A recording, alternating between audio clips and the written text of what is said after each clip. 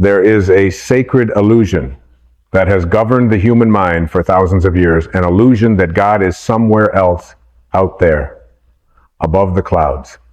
Hidden in holy books, locked behind rituals, or found only in the presence of saints and prophets, we were taught to look up, to kneel down, to chase something grand and far away. But what if the greatest secret of all, the secret whispered in every ancient text, the truth behind every miracle, is that God has never been outside of you? Not for a single breath, not for a single heartbeat. God is not above you. God is not around you. God is not hiding in a temple or buried in the sand. God is not an entity floating in the heavens, counting your sins or judging your failures. God is not a being. God is a presence, a vibration, a frequency, an energy. And that energy lives inside of you. It pulses in your chest, not just as a heartbeat, but as a rhythm of cosmic intelligence. It rises with the sun through your thoughts. It flows with your breath as inspiration. It sings in your silence and whispers in your intuition. It is the light behind your eyes, the warmth behind your love, the stillness behind your peace. You don't have to go anywhere to find it. You only have to remember, you have never been separate. You've only believed that you were. We were born into a world that confused form with truth. We were told we were bodies. We were told we were names, histories, roles, genders, religions, nationalities. We were given identities to wear like masks in a theater. But behind every mask is the same light, the same essence, the same eternal current of being that has no label, no boundary, no limitation. You are not a body with a soul. You are a soul having a brief, sacred, passing experience in a body. And that soul, your soul, is not disconnected from God. It is God. Not the entirety, but the expression, the drop that contains the whole ocean, the flame that reveals the nature of fire. You are the divine, individualized. And if that is true, and it is, then everything about your life begins to change. Because no longer do you search for peace outside of yourself. You no longer chase love from others like a beggar. You no longer strive to be good enough, holy enough, worthy enough. You realize that you already are. Because how can that which is divine be unworthy? Your worth is not negotiable. It is not determined by your past. It is not reduced by your mistakes. You are not here to earn divinity. You are here to express it, to remember it, to embody it. When Jesus said the kingdom of heaven is within you, he wasn't being poetic. He was describing a metaphysical reality, that the infinite lives in the finite, that the source is not out of reach, that the door to heaven swings open inward. The great mystics of every age have known this. Rumi wrote, "I searched for God and found only myself. I searched for myself and found only God." Lao Tzu said, "Knowing others is wisdom, knowing yourself is enlightenment." The Upanishads tell us, you are that. The Bhagavad Gita echoes, the self is the friend of the self. Even science, if you look closely, is beginning to whisper this truth, that consciousness is not an accident, but the ground of all being. And so the invitation of your life is not to find God. It is to remove everything that blocks your awareness of God within you. The ego is the veil. The past is the noise. The story is the distraction. But the truth has always been here. Still, silent, waiting. Like the sun behind the clouds, it doesn't argue, it doesn't force, it doesn't punish. It simply waits for your willingness to remember who you really are. And who are you? You are not your name. You are not your job. You are not your resume. You are not your trauma. You are not your bank account. You are not your followers, your likes, your clothes, your failures, or your successes. You are not the story others wrote for you. You are not the story you wrote to survive. You are the awareness behind the story, the still presence watching the movie of your life unfold. You are not the storm, you are the sky that holds it. You are not the pain, you are the presence it passes through. You are not the fear, you are the faith it tries to hide. You are not your ego. You are not your wound. You are not your past. You are the divine energy expressing itself through this temporary costume of form. And once you remember this, not just intellectually, but spiritually, cellularly, everything shifts. You stop looking for validation. You stop playing roles. You stop performing for love. You stop carrying guilt like a cross on your back. You stop needing to be fixed because you realize you were never broken. Your healing does not begin when the world changes. It begins when your perception changes. When you stop seeing yourself as separate from the source of life and begin to live as if you are one with it. Because there is no place you can go where God is not. Not because God is everywhere, but because everywhere is in God. Because existence itself is God in motion, love in form, spirit in rhythm. And your soul is a thread in that vast, endless tapestry of being. And this means that your life is not random, your pain is not pointless, your existence is not small. It means that the breath you are taking right now is holy. The moment you are in right now is sacred. The body you inhabit is a temple of energy, vibrating with ancient intelligence.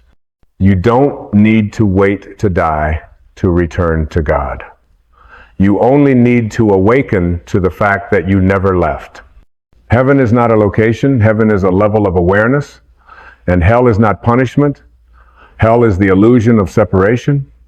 It is living as if you are alone, as if you are unloved, as if you are lost. But you are none of those things.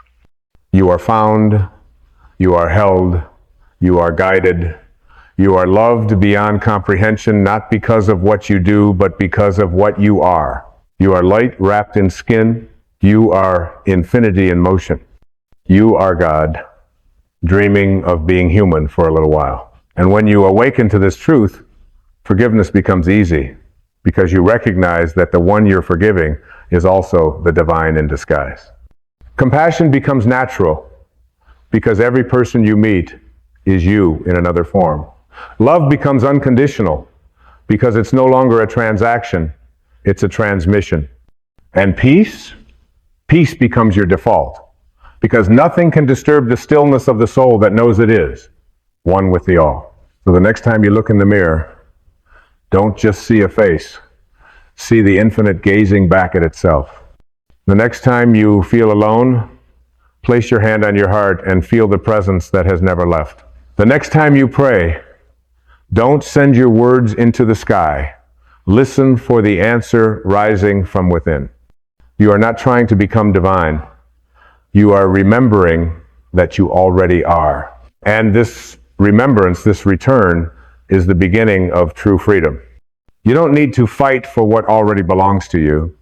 You don't need to beg for what you already are. And you don't need to wait for someone else to awaken. First, you are the awakening. You are the permission slip. You are the spark that lights the fire of remembrance in others, just by being who you truly are. When you walk into a room fully grounded in your divine essence, you don't need to say a word. Your presence becomes the sermon. Your peace becomes the teaching. Your authenticity becomes the miracle. Because when you remember that God is not outside of you, you stop chasing and start radiating. You stop searching and start serving. You stop trying to become and you begin to be. You begin to live like the lotus rooted in the mud, but blooming in the light. You begin to live like the sun, not asking the world for permission to shine. You begin to live like the ocean, deep, powerful, and undisturbed by the surface waves. This is not about religion. This is about revelation. This is not about dogma. This is about direct experience. You don't need a middleman to access the divine. You only need stillness. You only need silence. You only need the courage to sit with yourself until the noise fades and the truth rises. And what is that truth? That you are not alone. You never were. That everything you've been searching for, love, peace, worth, wholeness, is already within you. That God is not a being in the sky. God is the being within all beings. The eternal I am that speaks through your breath, moves through your hands, sees through your eyes. When you hold a newborn child and feel your heart crack open with wonder, that's God. When you stand in nature and feel awe wash over you like a baptism, that's God.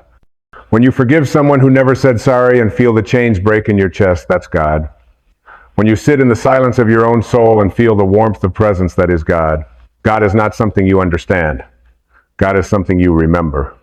And every moment of your life has been guiding you back to that remembrance, even the painful ones, especially the painful ones. Because pain is often the chisel that cracks the shell of illusion. Suffering is the wake-up call. Rock bottom is often the beginning of real clarity. We don't wake up because life is perfect. We wake up because we realize perfection was never the goal. Presence is. Peace is. Truth is. And truth is this: you are not separate. You were never cast out. You were never abandoned. You only forgot who you are, and now you are remembering. The spiritual path is not a journey to someplace new. It is the return to where you've always been, beneath the noise, beneath the story, beneath the roles. It is peeling back the layers of identity until only presence remains, until only love remains, until only God remains. And when you touch that space, when you live from that space, you become a vessel, a living temple. Not a preacher of truth, but a presence of truth. And the world does not need more preachers. It needs more presence. It needs more people who have remembered who they are and live accordingly with gentleness, with power, with purpose, with peace. You were not put here to suffer through life hoping for a reward in the afterlife.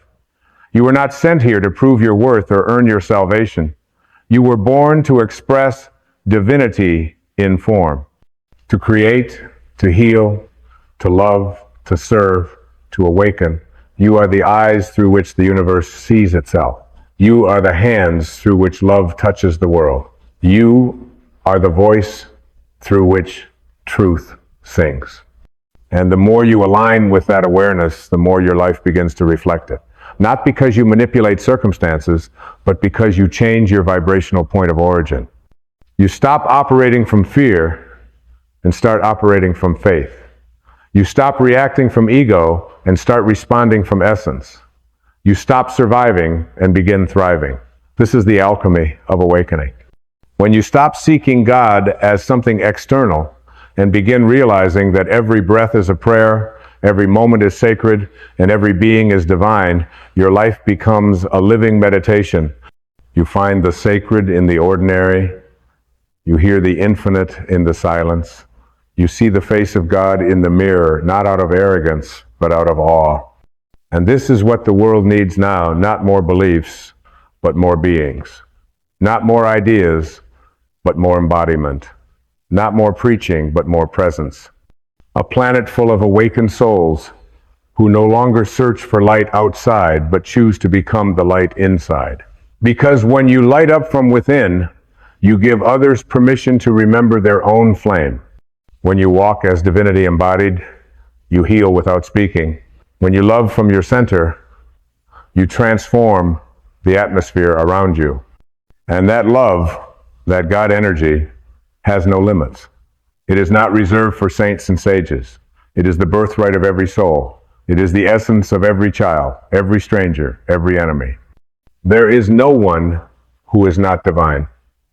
There is only consciousness that has forgotten itself. And when you meet someone who has forgotten, your role is not to judge. Your role is to remind. To remind by your presence, to remind by your compassion, to remind by your peace. Because the moment you see God in another, you activate the God in them.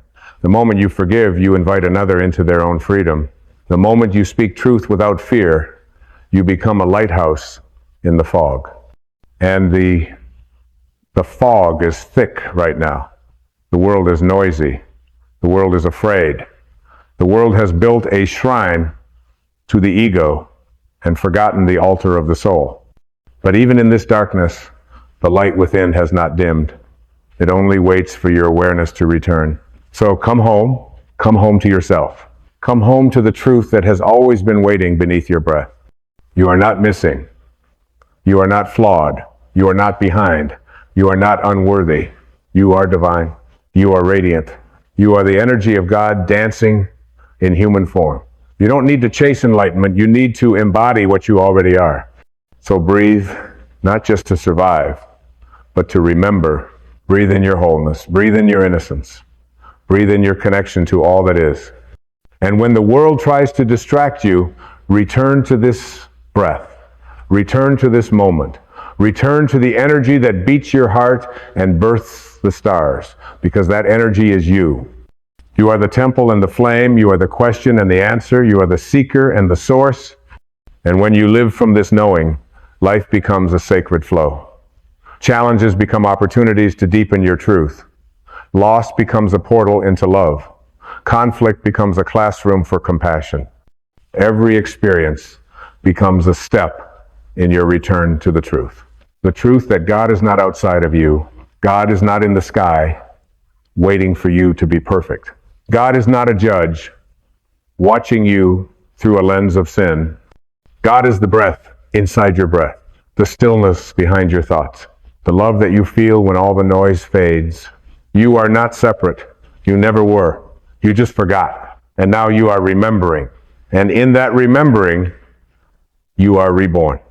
There comes a moment in every soul's journey when the search loses its meaning, not because the search failed, but because the search was always a mirror leading inward. The maps you followed, the teachings you clung to, the gurus you revered, the rituals you performed, all of them were stepping stones, sacred, yes, but not destinations. They were never meant to lead you to something outside of you, but to bring you back to the holy stillness within. The silent sanctuary, where nothing is missing and no part of you is exiled. This moment, this breath, is your arrival. Not in time, but in truth. When you release the idea that you must become something more to be worthy of the divine, you enter the dimension of being. And being is not passive, being is not empty, being is a cosmic radiance. It is a living alignment. It is the holy reverence that comes when you stand in your center without effort, without masks, without needing to prove your light to a world that's forgotten its own. You don't become divine by reaching upward. You become divine by sinking inward. And as you do, you realize that stillness is not the absence of noise. It is the presence of God. It is the space from which all miracles arise, the field where form and formlessness meet. In that space, you remember that you are not here to master life like a test. You are here to merge with it like a dance. To move in rhythm with the intelligence that breathes stars into existence and still takes the time to open a flower. There is no arrogance in this knowing, only awe, only humility, only the peace that comes when you stop trying to contain the infinite within your mind and instead allow your heart to become its home. For the ego seeks to grasp. The soul seeks to surrender. The ego builds identity out of pain, out of story, out of past. The soul simply is unburdened, eternal, whole. And every time you choose presence over performance, truth over illusion, love over defense, you dissolve another layer of separation and step more fully into the light that has always been waiting. You don't need to heal yourself into worthiness.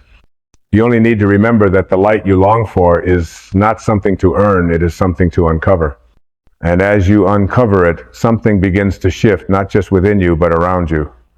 The world starts responding differently. Not because the outer world changed, but because your inner signal did. Like a radio that finally tunes to the right frequency, you begin to hear a different song, a quieter song, a truer one. You begin to recognize guidance in what once felt random. You begin to feel supported in ways that defy logic. You begin to trust life, not because it always makes sense, but because you no longer need it to.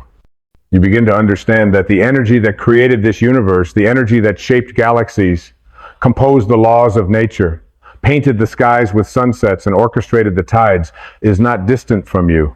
It flows through you. It animates you. It breathes you. And when you live from this awareness, your actions become expressions of love instead of fear.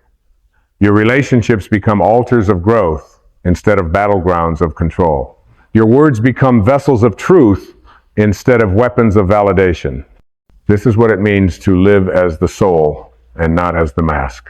This is what it means to walk the earth as divinity incarnate. You no longer see others as threats or strangers, but as reflections, sacred echoes, each one offering you the chance to practice remembrance. And the more you remember, the more you soften. The more you soften, the more you heal. And the more you heal, the more others heal just by being in your field. This is the quiet revolution of awakened presence. It changes the world not through force, but through frequency. And this frequency is not loud, it's not desperate, it's not defensive, it's gentle, like the light that enters a room without knocking, like the wind that moves the trees without needing to be seen, like love that simply loves, without agenda, without demand, without needing to be returned. This is how the divine works, not as a ruler, but as a presence, not as a command, but as a current. And the more you surrender to this current, the more your life becomes a river instead of a struggle. Not without pain, not without challenge, but with an unshakable foundation of peace that whispers, even in the storm, you are not alone. The storm does not mean you are forsaken. The wound does not mean you are broken. The doubt does not mean you have failed. It means you are growing. It means the veil is thinning. It means you are being called to remember, again, not in concept, but in embodiment. Not just to know that God is within, but to live as though it were unmistakably true. To live as though the breath you take is divine intelligence entering your body. To live as though every act of kindness is a prayer in motion. To live as though your very presence is a sanctuary where others remember their light. This is not spiritual idealism. This is radical realism, to see beyond the illusion of fear and touch the deeper truth of love that holds it all. Because what is God, if not love itself? Not the fragile love that says, only if you earn it. Not the conditional love that keeps score. Not the fleeting love that changes with behavior. But the eternal, boundless, all-pervading love that simply is. The love that has no opposite. The love that includes every shadow. The love that redeems without punishment. The love that burns away the illusion of separation with a single glance. And you are here to be the mirror of that love. Not in perfection, but in presence. Not by trying to become it, but by removing everything that blocks it. Every time you let go of judgment, you make room for that love. Every time you forgive yourself, you open the window to that love. Every time you choose compassion over condemnation, you become a vessel for that love. Not just for others, but for yourself. Because you too are worthy of the grace you give so easily to others. You too are worthy of returning home to yourself, not someday, not when you're better, but now. Now, when you are still tangled in your questions. Now, when you are still healing your wounds. Now, when the light inside is a flicker instead of a flame, that flicker is enough. That breath is enough. That moment of truth is enough to begin again. And beginning again is the most spiritual act there is. Because every moment offers the possibility of awakening. Every moment is holy ground when you walk it with awareness. And every time you choose to remember, even for a second, that God is not outside of you, the veil thins a little more. Until one day, you stop looking for the divine, and you simply become it. There is a sacred humility that descends upon the soul when it no longer needs to shine, not because it doubts its light, but because it has become the light. This is not a performance. This is not the ego's idea of enlightenment. This is the quiet authority of one who has stopped seeking approval and started walking in alignment. A person who no longer needs the world to recognize their divinity because they have already recognized it within. This is the true birth of power, not control, not domination, not force, but alignment. Power that flows without resistance, power that heals without effort, power that